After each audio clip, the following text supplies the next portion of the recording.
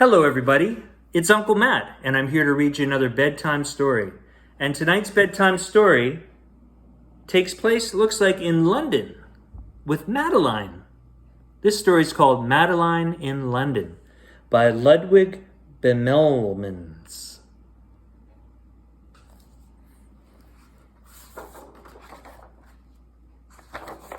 And this story was copyright in 1961.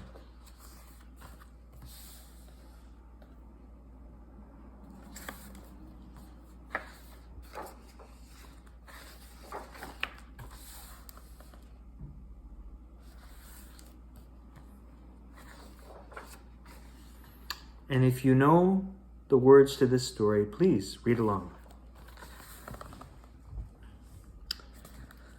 In an old house in Paris that was covered with vines lived 12 little girls in 2 straight lines.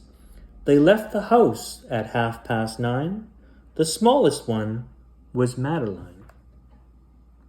In another old house that stood next door lived Pepito, the son of the Spanish ambassador. An ambassador doesn't have to pay rent, but he has to move to wherever he's sent. He took his family and his hat.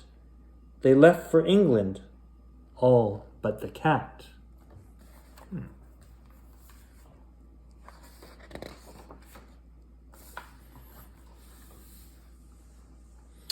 I'm glad, said the cat. There goes that bad hat.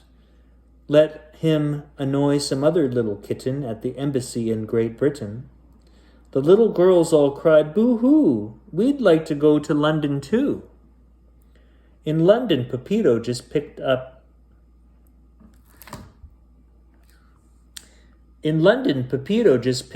his dinner. Soon he grew thin, and then he grew thinner. And when he began to look like a stick, his mamma said, my, this boy looks sick. I think Pepito is lonely for Madeline and the little girls next door.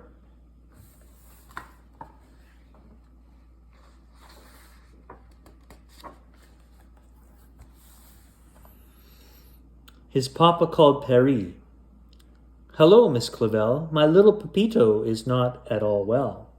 He misses you, and he's lonesome for Madeline and the little girls next door. May we request the pleasure of your company? There's plenty of room here at our embassy. Quick, darlings, pack your bags, and we'll get out to the airport and catch the next jet.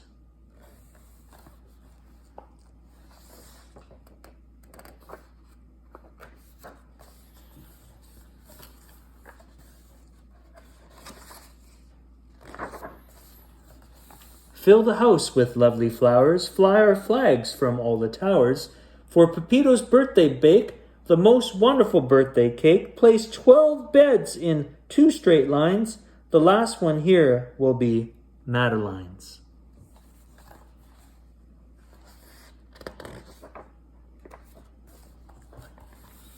Welcome to London. The weather's fine and it's exactly 9:30. Good heavens, said Miss Clavel. We've brought no toy for His Excellency's little boy. Said Madeline, everybody knows, of course. He always said he craved a horse. In their little purses and in Miss Clavel's bag, there wasn't enough money to buy the meanest nag.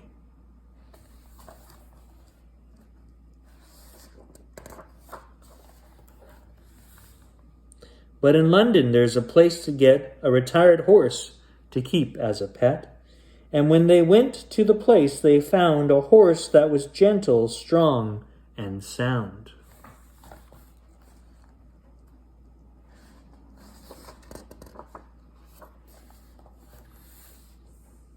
Some poor old Dobbins are made into glue, but not this one. Look, he's as good as new. Happy birthday, Pepito, happy birthday to you. This lovely horse belongs to you.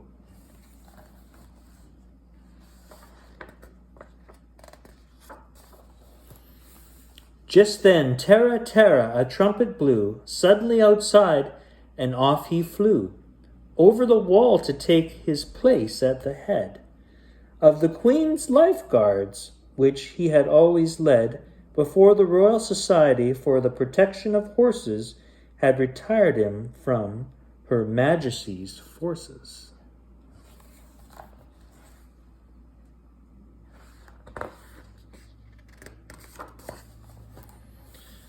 Oh dear, they're gone. Oh, what a pity. Come, children, we'll have to find them in the city.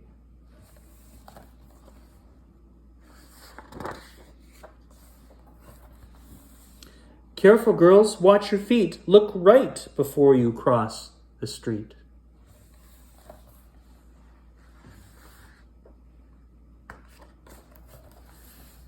Oh, for a cup of tea and crumpets. Hark, hark, there goes the sound of trumpets.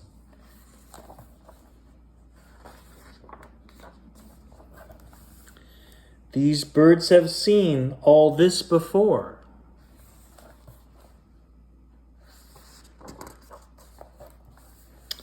But they are glad of an encore.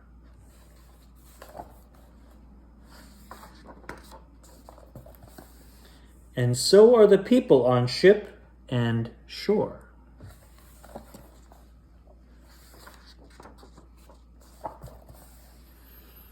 And now it's getting really grand. Here comes the mascot and his band.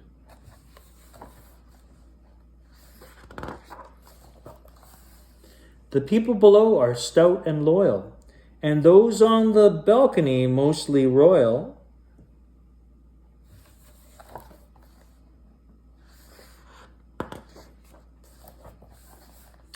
The show is over, it's getting dark. In the city, in the park, dinner is waiting, we must be on time. Now let's find Pepito and Madeline. Well, isn't it lovely? They're standing sentry right here at the Whitehall entry. That is the power and the beauty. In England, everyone does his duty.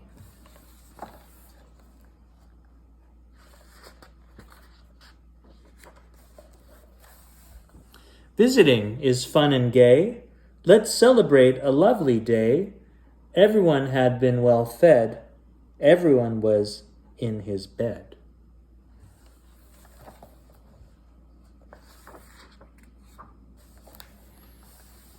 Only one was forgotten. He'd been on his feet all day long without anything to eat. In a cottage that was thatched, wearing trousers that were patched, lived the gardener who loved flowers, especially in the morning hours, when their faces fresh with dew smiled at him, "How do you do?"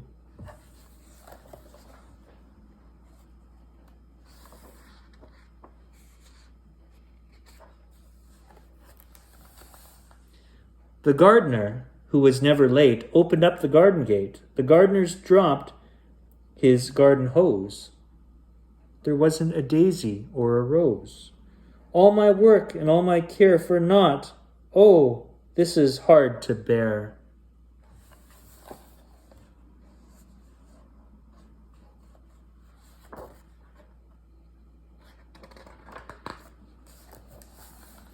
Where's my celery, carrots, tomatoes, my beans and peas?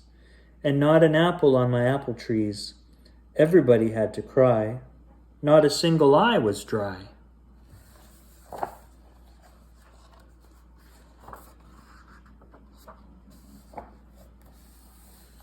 Oh, look who is lying there with his feet up in the air. I feel his breath, he's not dead yet. Quick, Pepito, get the vet.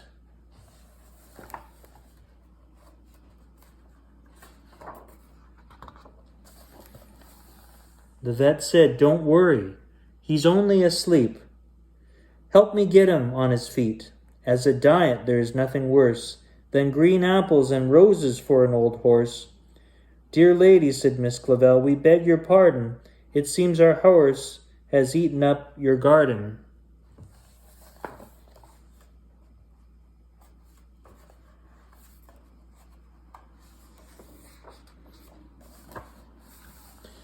A little sunshine, a little rain, and it all will be the same again. Pepito's mother said, "Quite so, quite so. Still, I'm afraid the horse must go." Then Madeline cried, "I know what to do. Pepito, let us take care of him for you."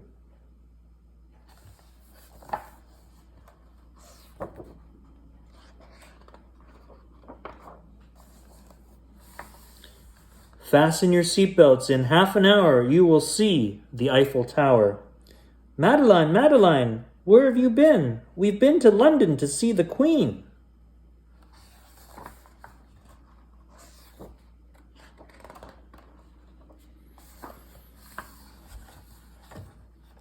"At last," sighed Madeline, "we are able to sit down without being 13 at table." They brushed his teeth and gave him bread, and covered him up and put him to bed.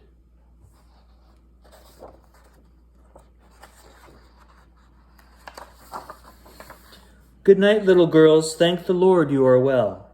And now go to sleep," said Miss Clavell.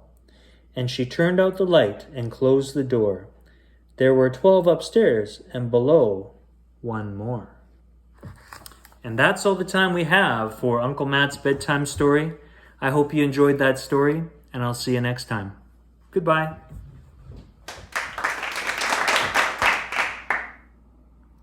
Cut.